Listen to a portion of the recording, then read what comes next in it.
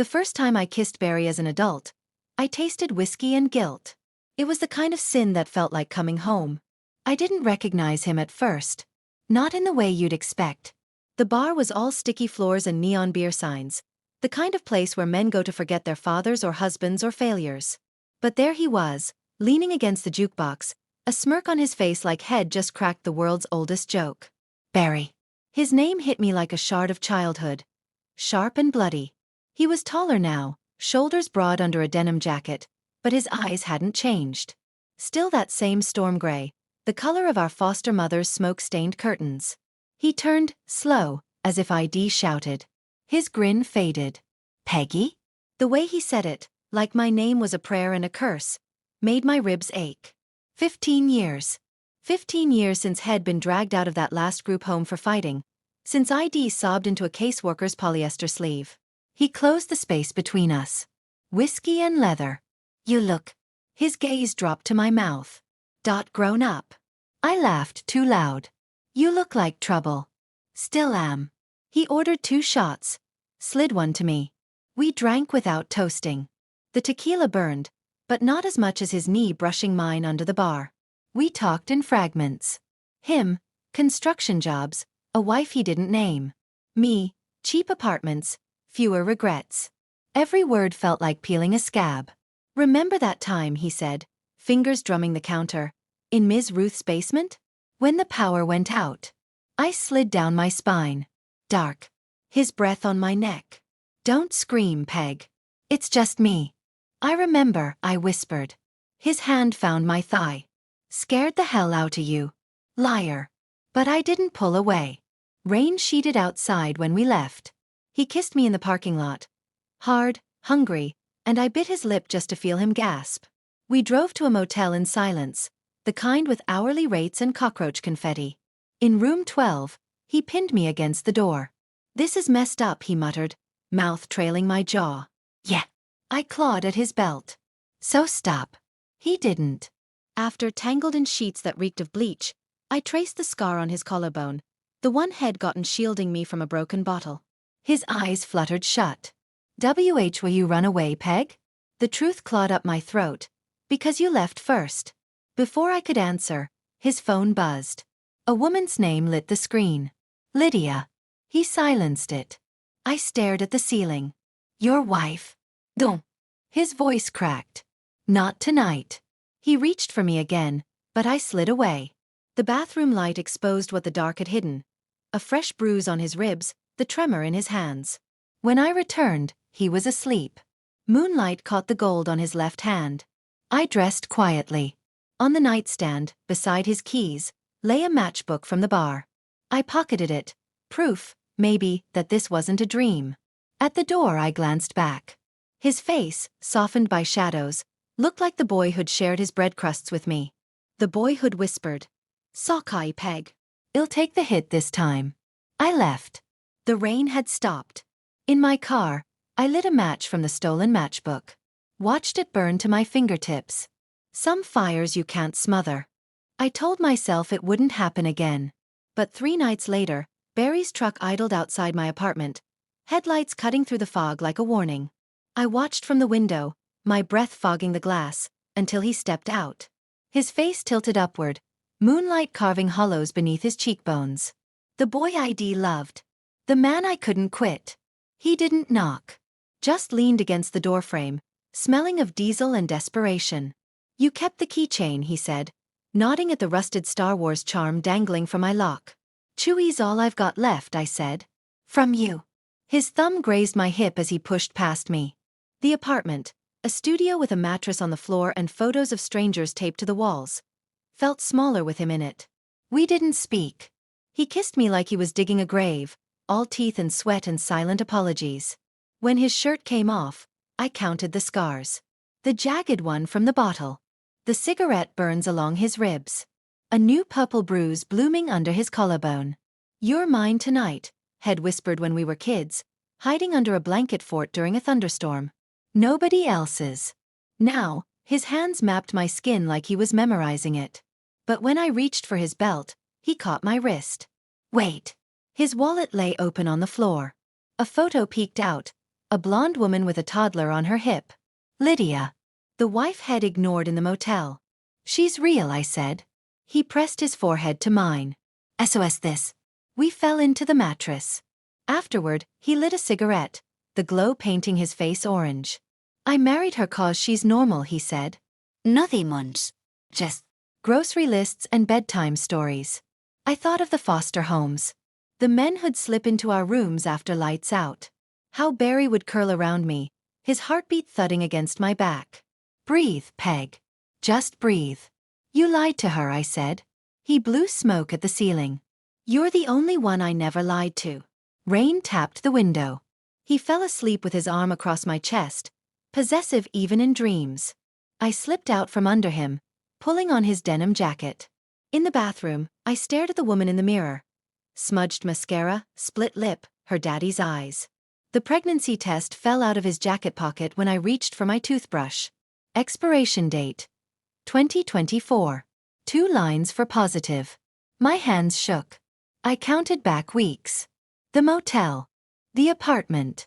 The back seat of his truck after the diner. The toilet flushed. Barry stood in the doorway, shirtless, eyes still sleep-soft. Peg? I hid the test behind my back. Why do you have this? He froze. Lydia's been trying. Thinks it'll fix things. Did it? Nothing's fixed. He stepped closer. You okay? Tell him. But the words turned to ash. I dropped the test into the sink. Get out. He left at dawn. I didn't watch him go. Under the kitchen faucet, I scrubbed the jacket's collar where Lydia's perfume clung, vanilla and regret. The test sat on the counter, its pink lines screaming. When the cramps came sharp and sudden, I laughed through the tears. Karma. But the blood never followed. Barry showed up a week later with a crowbar and a bottle of vodka. I knew where we were going before he spoke. Cedar Street. The house with the sagging porch and boarded-up windows, where the walls still hummed with our screams. We're not kids anymore, he said, tossing me the crowbar. His knuckles were split, fresh blood staining his sleeve. Time to burn some ghosts. The drive was silent. I pressed my thighs together, nausea rolling through me like storm clouds. The pregnancy test burned in my purse, still unanswered. 2 lines. 2 heartbeats. 2 lies. The house looked smaller. Rotting pumpkins from last Halloween littered the porch. Barry kicked the front door open. It groaned like an old man. Dust motes swirled in the stale air. Still smells like piss and pine sol, I said, trying to laugh. He didn't smile. We split up. I wandered to the kitchen, where Mrs. Klein used to make us kneel on rice for stealing food. My fingers brushed the cracked linoleum. 7 years old, knees bleeding. Barry sneaking me crackers from his pocket. Upstairs, Barry's boots thudded.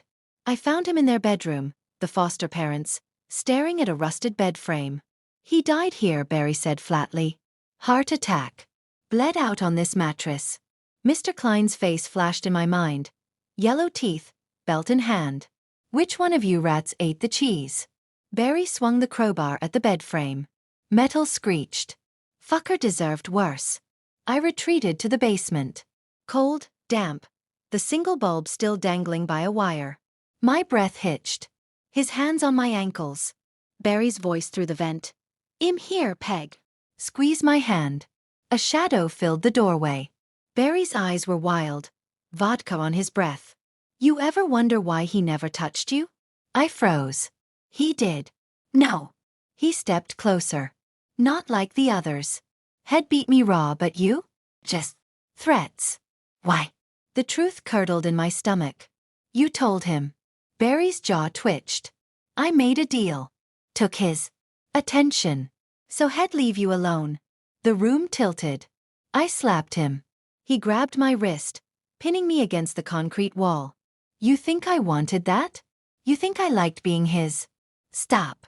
He kissed me instead, bitter and bruising. Our bodies collided, anger, grief, the sour taste of old pain. His hands ripped my shirt. My back scraped the wall.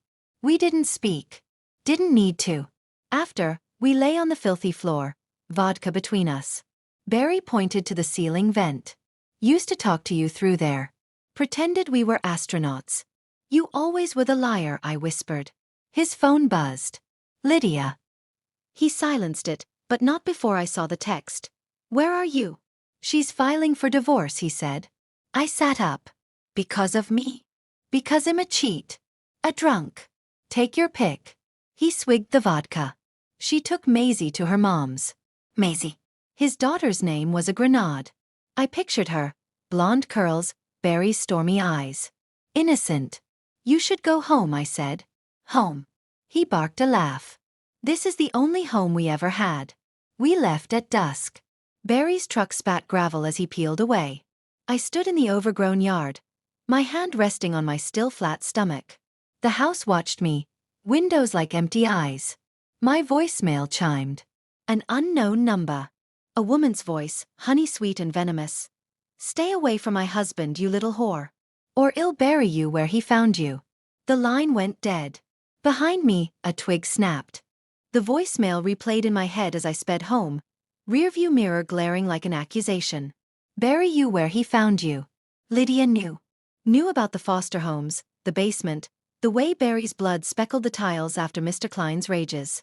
Knew where the bodies were buried. I didn't sleep. By dawn, ID boarded up my windows and tucked a kitchen knife under my pillow. The pregnancy test sat on the nightstand, its pink line screaming louder every hour. Barry called at noon. Meet me at the diner, he said. We need to talk. The words I'm pregnant lodged in my throat. What about Lydia? She's gone. Took Maisie. His voice cracked. Just, come. The diner was all chrome and grease, the same booth where we'd shared milkshakes as teens.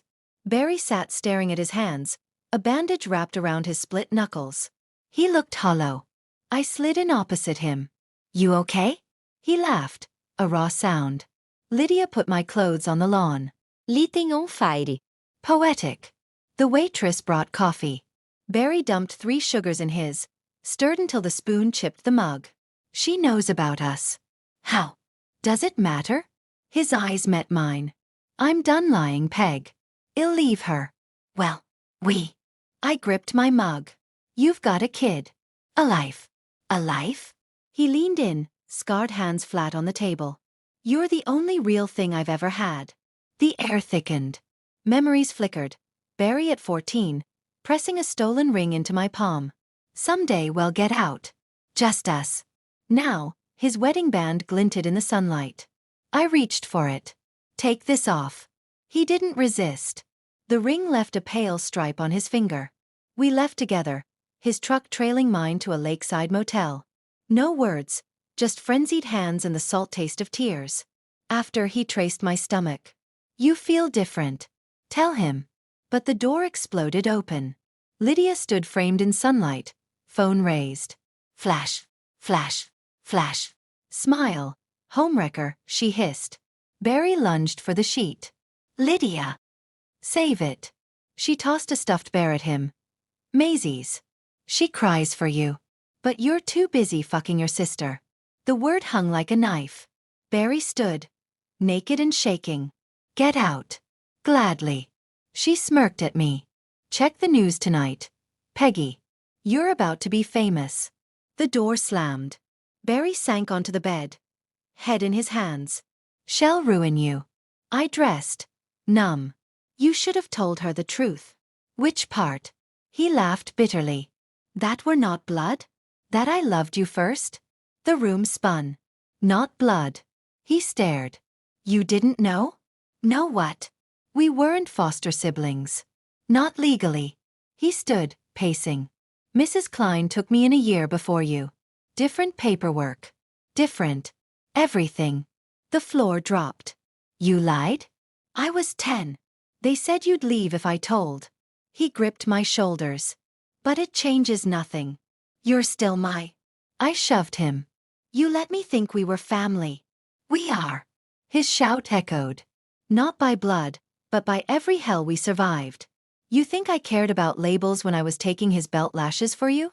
The truth detonated. Not siblings. Never siblings. I stumbled outside, gagging on summer heat. Barry followed, pleading. Peg, wait. Tires screeched. A black SUV swerved toward us. Barry yanked me back as it mounted the curb. The driver's face, Lydia, twisted in rage before she sped off. "She's crazy," Barry breathed. I wrenched free. "We're crazier." That night, the news aired my face. Local photographer embroiled in affair with married man. Barry's texts flooded in. "Don't answer the door. I'm coming." He never came. By morning, his phone went dead. His apartment sat empty, Lydia's divorce papers scattered on the floor. The truck was gone.